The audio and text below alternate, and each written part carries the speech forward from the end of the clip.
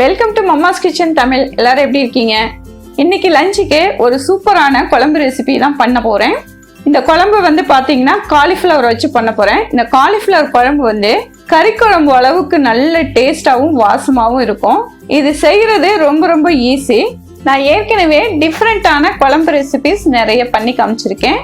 அதை பார்க்காதவங்களுக்காக நான் கீழே டிஸ்கிரிப்ஷன்லையும் மேலே ஐ பட்டன்லையும் லிங்க் தரேன், போய் செக் பண்ணி பாருங்க. இப்போ வாங்க இந்த சூப்பரான அட்டகாசமான காலிஃப்ளவர் குழம்பு எப்படி வைக்கிறதுன்னு பார்ப்போம். ஃபர்ஸ்ட் காலிஃப்ளவர் குருமா செய்யறதுக்கு காலிஃப்ளவரை வந்து சுத்தம் பண்ணிக்கணும்.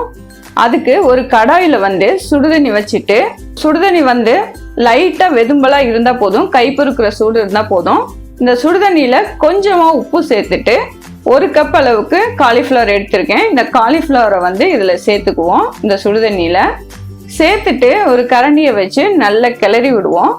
இப்படி வந்து லைட் வெதும்பலா இருக்கிற சுடுதண்ணியில நம்ம காலிஃப்ளவரை சேர்க்கும் போது அதுக்குள்ள இருக்கிற சின்ன சின்ன பூச்சிகள் புழுக்கள் வந்து வெளியில வந்துடும். நீங்க வந்து ரொம்ப சூடா வந்து தண்ணியை வச்சுட்டு இந்த காலிஃப்ளவரை அதுக்குள்ள போட்டீங்க அப்படின்னா செத்து வெளியே வராது. இந்த புழுவெல்லாம் வந்து அந்த காயிலேயே ஒட்டிக்கும். அதனாலதான் கை பொறுக்கிற சூட்ல இருக்கும்போது இந்த காலிஃப்ளவரை வந்து நம்ம சுடுதண்ணியில போடணும்.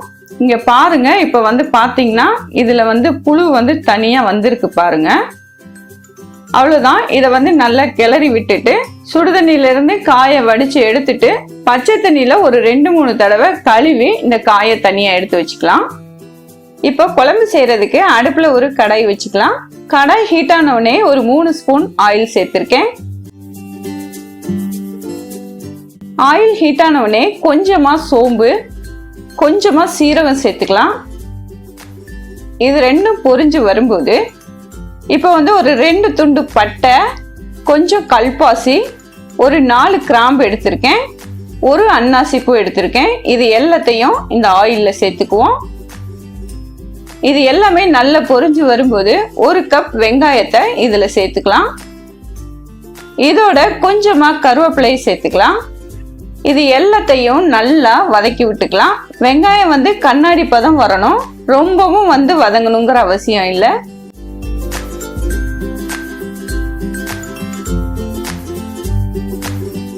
இப்போ வெங்காயம் வந்து நல்லா வதங்கிடுச்சு. இதுல 1 ஸ்பூன் அளவுக்கு இஞ்சி பூண்டு பேஸ்ட் சேர்த்துக்கலாம்.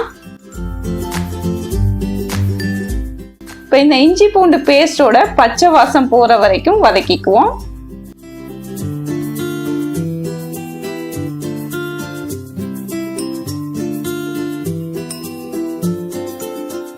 இப்ப இஞ்சி பூண்டு பேஸ்டோட பச்சை வாசம் போயிடுச்சு.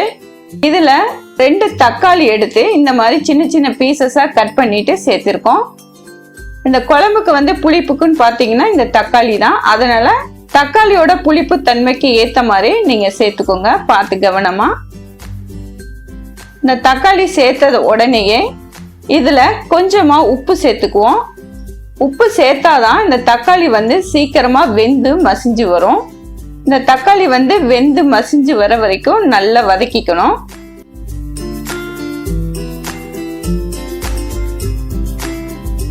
இப்ப பாருங்க, தக்காளி வெந்து நல்லா மசிஞ்சிருச்சு. இதுல கொஞ்சமா மஞ்சத்தூள் சேர்த்துக்கலாம். சேர்த்துட்டு நம்ம ஏற்கனவே வேக வச்சு கழுவி எடுத்து வச்சிருக்க காலிஃப்ளவரை இதுல சேர்த்துக்குவோம். சேர்த்துட்டு ஒரு 2 நிமிஷத்துக்கு நல்லா வதக்கிக்குவோம்.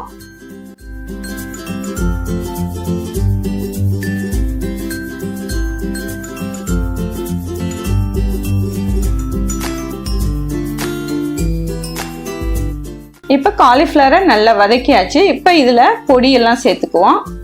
1.5 ஸ்பூன் அளவுக்கு மல்லித்தூள் சேர்த்துக்குவோம். இதுல 1/2 ஸ்பூன் அளவுக்கு கரம் மசாலா சேர்த்திருக்கேன். இந்த கரம் மசாலா வந்து கிராம்பு, பட்டை, ஏலக்காய் இது 3ஐயும் நல்லா நைஸா அடிச்சதை தான் சேர்த்திருக்கேன். இப்ப சேர்த்துட்டு இது எல்லாத்தையும் நல்லா ஒரு தடவை மிக்ஸ் பண்ணிக்குவோம். அடுப்பை வந்து சிம்ல வச்சுக்கோங்க. இப்போ வந்து நல்லா வதக்கியாச்சு. இதுல கொஞ்சமா தண்ணியை சேர்த்துக்கலாம். அதாவது இந்த காய் வந்து முழுசுற அளவுக்கு தண்ணி சேர்த்துக்குவோம். சேர்த்துட்டு இதை நல்லா வந்து கொதிக்க விடுவோம். காய் வெந்துட்டு இருக்க கேப்ல இதுக்கு ஒரு தேங்காய் பேஸ்ட் வந்து ரெடி பண்ணணும். அதுக்கு மிக்ஸி ஜாரில் அரை மூடி தேங்காவை சேர்த்துக்கலாம். சேர்த்துட்டு இதோட ஒரு 6 பச்சை மிளகாய் சேர்த்துருக்கேன். காரத்துக்குன்னு பார்த்தீங்கன்னா ஒன்லி பச்சை மிளகாய் தான், அதனால நீங்கள் காரத்துக்கு ஏற்ற மாதிரி கூடவோ குறைச்சோ சேர்த்துக்கோங்க. ஒரு கைப்பிடி அளவுக்கு புதினா தழையை சேர்த்துருக்கேன். இதில் 1 ஸ்பூன் அளவுக்கு கசகசா சேர்த்துருக்கோம். இது எல்லாத்தையும் சேர்த்துட்டு கொஞ்சமாக தண்ணி சேர்த்து நல்லா நைஸாக பேஸ்ட் ஆட்டம் அரைச்சி எடுத்துக்கலாம். இப்போ பாருங்க, இதை வந்து நல்லா நைஸாக பேஸ்ட் ஆட்டம் அடித்து எடுத்தாச்சு. இப்போ வந்து குழம்பு நல்லா கொதிச்சிட்டு இருக்கு. காயும் வந்து நல்லா வெந்திருக்கு பாருங்க. இப்போ நம்ம ரெடி பண்ணி வச்சிருக்க தேங்காய் பேஸ்ட்டை இந்த குழம்புல சேர்த்துக்கலாம். சேர்த்துட்டு நம்ம மிக்ஸி ஜாரையும் அலசிட்டு கொஞ்சமாக தண்ணி சேர்த்துக்குவோம். இப்போ எந்த அளவு குவான்டிட்டி வேணுமோ அந்த அளவுக்கு நீங்கள் தண்ணியை சேர்த்துக்கணும்.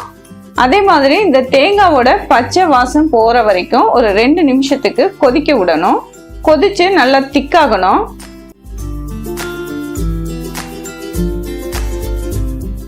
இப்போ தேங்காய் பேஸ்ட் சேர்த்ததுக்கு அப்புறம் லைட்டாக கொதி வருது. கொதி வரும்போது நான் ஏற்கனவே அரை மணி நேரத்துக்கு முன்னாடி ஒரு 2 ஸ்பூன் கடலை பருப்பை ஊற வச்சிருந்தேன். அதை வந்து நல்லா வாஷ் பண்ணிட்டு நான் இந்த டைம்ல குழம்புல சேர்த்துக்கிறேன். இந்த கடலை பருப்பை வந்து நம்ம தாளிக்கும் போதே சேர்த்துருக்கலாம். அப்படி இல்லைன்னா காய் வந்து வேக வச்சோம் இல்லையா, அந்த டைம் சேர்த்துருக்கலாம். நான் வந்து இந்த டைம்ல எதுக்கு சேர்க்கிறேன் அப்படின்னா, குழம்பு வந்து கொதிக்கும் போது இது வெந்துடும், ஏற்கனவே அரை மணி நேரம் ஊற வச்சதுனால. அதே நேரத்துல இந்த பருப்பு வந்து நடுவுல சாப்பிடும் போது கடிபடும், அதனாலதான் இந்த டைம்ல சேர்க்கிறேன். இப்ப இந்த பருப்பு போட்டதுக்கு அப்புறமா ஒரு 5 நிமிஷத்துக்கு இதை கொதிக்க விடணும்.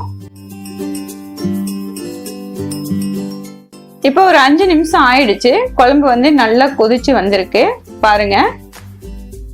இந்த அளவுக்கு திக்னஸ் இருந்தா போதும் குழம்பு. ரொம்பவும் திக்கா வேணும்னா இன்னும் கொஞ்சம் கொதிக்க விட்டுக்கோங்க, இல்ல தண்ணியை கம்மியா சேர்த்துக்கோங்க. பாருங்க, காலிஃப்ளவரும் நல்லா வெந்து மலர்ந்து வந்திருக்கு.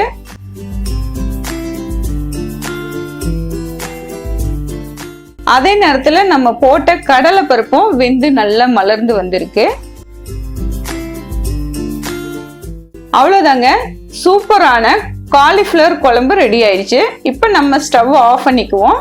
இதுக்கு மேலே வந்து நீங்கள் கருவேப்பிலையோ மல்லித்தலையோ தூவி விட்டுட்டு இதுக்கப்புறம் ஒரு 5 நிமிஷம் கழிச்சு சர்வ் பண்ணிங்கன்னா சூப்பராக இருக்கும். இதே மாதிரி நீங்களும் வீட்டில் செஞ்சு சாப்பிட்டு பாருங்க. நல்லா சாப்பிடுங்க, ஆரோக்கியமாக இருங்க, சந்தோஷமா இருங்க. மீண்டும் ஒரு புது ரெசிபியில் உங்களை சந்திக்கிறேன். நன்றி.